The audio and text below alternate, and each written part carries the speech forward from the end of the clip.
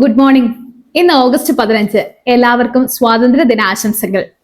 പറയണം എന്തിനൊഴിവാക്കി? ബീഹാർ തിരഞ്ഞെടുപ്പ് പട്ടികയിൽ നിന്ന് പുറത്താക്കിയ 65 ലക്ഷം പേരുടെ വിവരങ്ങൾ പ്രസിദ്ധീകരിക്കണം എന്ന് സുപ്രീം കോടതി. ഈ വർഷത്തെ സ്വാതന്ത്ര്യദിന പ്രമേയം പുതിയ ഇന്ത്യ. ജമ്മുവിൽ മിന്നൽ പ്രളയം, 46 മരണം.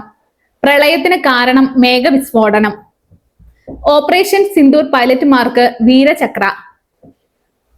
MN പ്രമോദ്, രാജീവ് ഗായ്, പ്രതീക് ശർമ്മ എന്നിവർക്കാണ് വീരചക്ര ലഭിച്ചത്. അജിത്തിനും എറിക്കിനും വിശിഷ്ട സേവാ മെഡൽ. സ്വയംഭരണ കോളേജുകൾക്ക് സിലബസ് സ്വാതന്ത്ര്യം. സിലബസ് പൂർണ്ണമായി സ്വയം തയ്യാറാക്കാൻ അനുമതി നൽകി കാലിക്കറ്റ് സർവകലാശാല അക്കാദമിക് കൗൺസിൽ. കള്ളി പൊളിഞ്ഞു, വോട്ട് കൊള്ളയില്ല.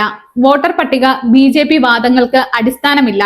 ഏറനാട്ടിലെ 3 മൈമൂനമാരും വ്യത്യസ്ത വോട്ടർമാർ. 3 വർഷത്തേക്ക് പുതിയ ലോ കോളേജുകളില്ല.